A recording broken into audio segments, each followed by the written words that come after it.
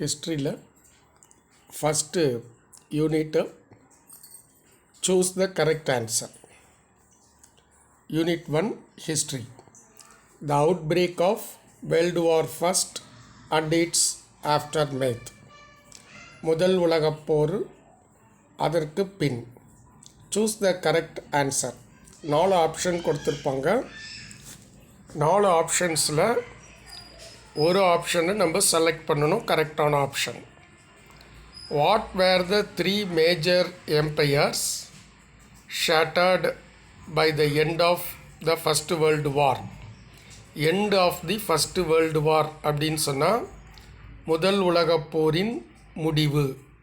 முதல் உலகப் போர் எண்டு ஆனதுக்கப்புறம் 3 மேஜர் எம்பையர்ஸ், 3 மிகப்பெரிய பேரரசுகள், ஷேட்டர்டுன சிதறின, போரில் தோல்வியின் காரணமாக 3 பெரிய பேரரசு நாடுகள் சிதறின. அந்த சிதறிப்போன, அதாவது அந்த நாடுகள் ஒரு தோல்வியினால் அந்த நாடு வலிமையிழந்தன. அந்த 3 நாடுகள் என்னென்ன நாடுகள் அப்படின்னு சொல்லிட்டு 4 ஆப்ஷன் கொடுத்துருக்காங்க.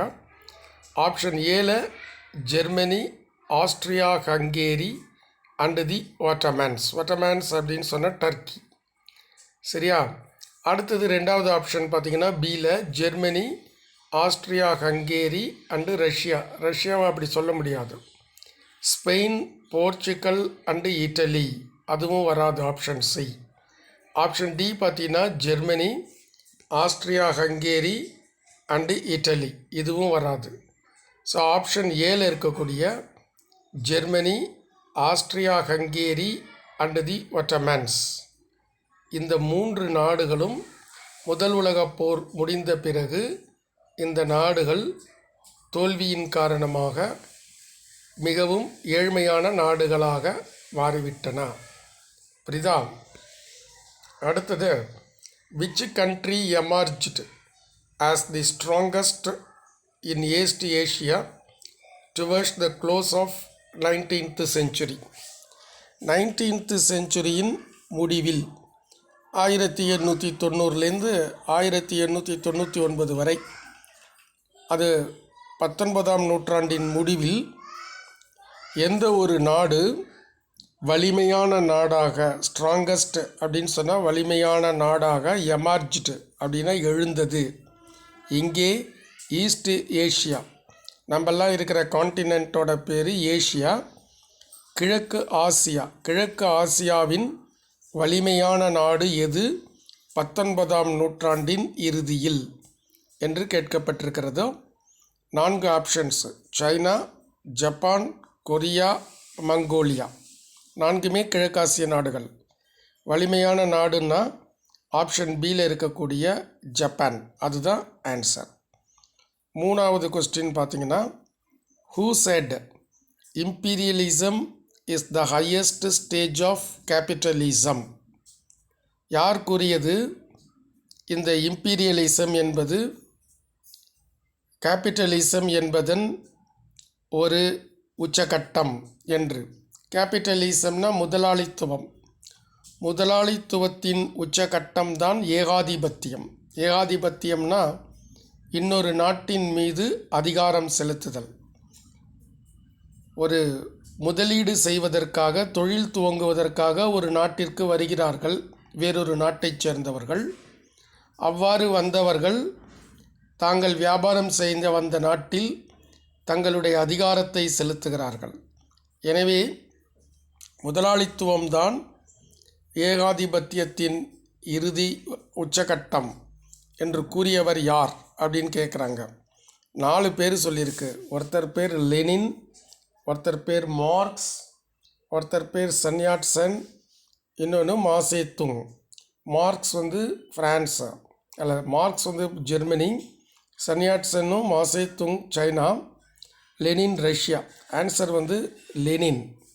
ஆப்ஷன் ஏல இருக்கக்கூடிய லெனின் தான் ஆன்சர். லெனின்ங்கிறது ஒருத்தரோட பேர், அவர் ரஷ்ய நாட்டினுடைய தலைவர். What is the battle of Marne remembered for? முதல் உலகப் போர் நடந்த பொழுது மார்னே போர்க்களத்தின் எது நினைவில் இருக்கிறது? மார்னே என்பது நதியின் பெயர், ஒரு ஆற்றின் பெயர் மார்னே. அந்த மார்னே போரில் நினைவில் வைத்து கொள்ளக்கூடிய ஒரு விஷயம் எது அப்படின்னு கேட்குறாங்க. ஏர் வார்ஃபேர் ஆப்ஷன் ஏல இருக்கு. B trench warfare, C submarine warfare, D ship warfare. கரெக்டான ஆன்சர் ஆப்ஷன் பியில் இருக்க ட்ரென்ச் வார்ஃபேர். சரியா? அடுத்தது 5வது question. Which country did the first secretary general of the league of nations belong? League of nations. League of nations என்பது ஒரு சர்வதேச அமைப்பு. முதல் உலகப் போர் முடிந்த பிறகு உலகில் அமைதி நிலைநாட்ட வேண்டும் என்பதற்காக ஏற்படுத்தப்பட்ட ஒரு சர்வதேச அமைப்பு. அந்த அமைப்பின் முதல் செக்ரட்டரி ஜெனரல், பொது காரியதரிசி. அந்த அமைப்பின் முதல் பொது காரியதரிசி ஃபஸ்ட்டு செக்ரட்டரி ஜெனரல். அது ஒரு பதவியோட பேர். செக்ரட்டரி ஜெனரல்ங்கிறது ஒரு பதவியின் பெயர். அந்த பதவி எந்த நாட்டைச் சேர்ந்தவருக்கு கொடுக்கப்பட்டது? ஆப்ஷன் ஏல பிரிட்டன், அது ஒரு நாடு. ஆப்ஷன் பி ஃப்ரான்ஸ், அது ஒரு நாடு. Option C Dutch, option D USA, அமெரிக்கான்னு அதை சொல்லுவாங்க. ஆன்சர் பார்த்திங்கன்னா ஆப்ஷன் ஏல இருக்கக்கூடிய பிரிட்டன். அடுத்தது, which country was expelled from the league of Nations for attacking Finland? Finland என்பது ஒரு நாடு. அந்த நாட்டின் மீது கீழே குறிப்பிடப்பட்டுள்ள 4 நாடுகளில் ஒன்று தாக்குதல் நடத்தியது. ஃபின்லாண்ட் என்ற நாட்டின் மீது ஒரு நாடு போர் தொடுத்தது. அந்த காரணத்தினால் இந்த சர்வதேச அமைப்பு லீக் ஆஃப் நேஷன்ஸ் எக்ஸ்பல்டு அப்படின்னா நீக்கியதுன்னு அர்த்தம். அந்த அமைப்பிலிருந்து நீக்கியது. அது எந்த நாடு அப்படின்னு கேள்வி. 4 ஆப்ஷன்ஸ் இருக்கா. Germany, Russia, Italy, France. சரியான ஆன்சர் ஆப்ஷன் பியில் இருக்கக்கூடிய ரஷ்யா. ஸோ இந்த 6 சூஸும் நல்லா படித்து வச்சுக்கோங்க. இது புக் பேக்கில் இருக்குது, முதல் லெசன். இப்போது ஃபில் இன் தி பிளாங்க்ஸ் பார்க்கலாம். Japan forced a war on China in the year. Japan நாடு சைனா மீது போரினை திணித்தது. அது எந்த ஆண்டுன்னு கேட்குறாங்க. 1894. சரியா? ஈஸியாக ஞாபகம் வச்சுக்கிற மாதிரி பார்த்துக்கோங்க. 1894. அடுத்தது, the new state of Albania was created according to the treaty of dash signed in May 1913. ஒரு புதிய நாடு. ஸ்டேட்னா இந்த இடத்துல நாடு, நியூனா என்ன, புதுசு. அந்த நாட்டோட பேர் அல்பேனியா. அல்பேனியா என்ற புதிய நாட்டினை உருவானது. கிரியேட்டட்னா உருவாக்கப்பட்டது. அக்கார்டிங் டு, இந்த ட்ரீட்டியின் படி. ட்ரீட்டினா ஒரு ஒப்பந்தம். According to the treaty of dash, அந்த ட்ரீட்டி கையெழுத்திடப்பட்டது. சைண்டுனா கையெழுத்திடுதல், சைன்டு. தேதி மே 1913. எந்த ட்ரீட்டினா லண்டன், ட்ரீட்டி ஆஃப் லண்டன். அவங்க ட்ரீட்டி ஆஃப் கொடுத்துட்டாங்க, அதனால் நம்ம லண்டன் மட்டும் ஆன்சராக எழுதுனா போதும். சரியா? 3வது question. Japan entered into an alliance with England in the year dash. Japan England நாட்டுடன் அலையன்ஸ் அப்படின்னா கூட்டணி வைத்து கொண்டது. அலையன்ஸ்னால் கூட்டணி அப்படின்னு பேர். இங்கிலாந்து நாடு ஜப்பான் நாட்டுடன் கூட்டணி வைத்து கொண்ட ஆண்டு எதுன்னு கேட்குறாங்க. 1902. ஸோ 1900 ஒரு 2 கூட்டிக்கோ. 1902. அடுத்தது, இன் தி பால்கன்ஸ். பால்கன்கிறது யூரோப்பில் இருக்கக்கூடிய ஒரு பகுதி. அங்கே இந்த dash had mixed population. Mixed பாப்புலேஷன்னா பல நாட்டு மக்கள் அங்கே வசிக்கிறார்கள். அது எந்த இடம்னு கேட்குறாங்க. Answer Macedonia. ஸ்பெல்லிங் பார்த்துக்கணும். MECEDONIA அப்படி படிச்சுக்கோங்க. MECE Macedonia, DONIA.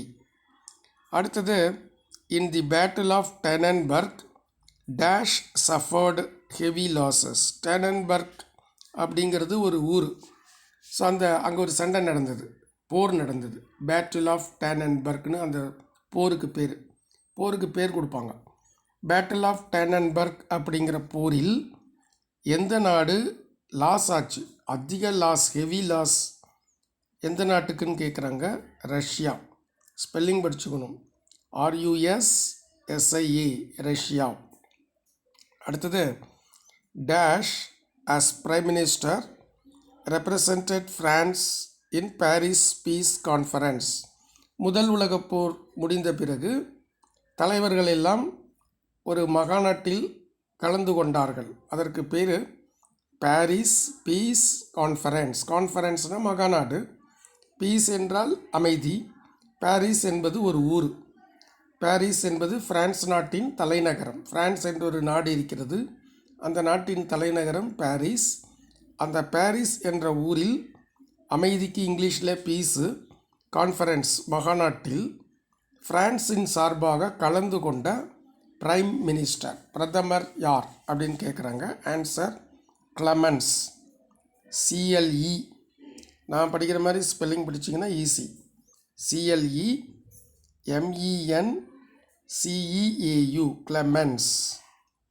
CLE MENCEAU. அடுத்தது லொக்கோர்னோ ட்ரீட்டி. ஸோ லொக்கோர்னோ ட்ரீட்டிங்கிறது ஒரு ஒப்பந்தத்தின் பெயர். Was signed in the year. எந்த ஆண்டு கையொப்பமிடப்பட்டது? 1925. ஸோ 3 வருடங்கள் வந்திருக்கு. ஹிஸ்ட்ரி அப்படின்னு சொன்னால் வருடங்கள் முக்கியம். சம்பவங்கள் நடந்த வருடங்களை பார்ப்பார்கள். 1894 war between Japan and China, ஞாபகம் வச்சுக்கோங்க. 1902 alliance between England and Japan, Locarno treaty 1925. இதை நல்லா படித்து வச்சுக்கோங்க, உங்களுக்கு யூஸ்ஃபுல்லாக இருக்கும். தேங்க்யூ.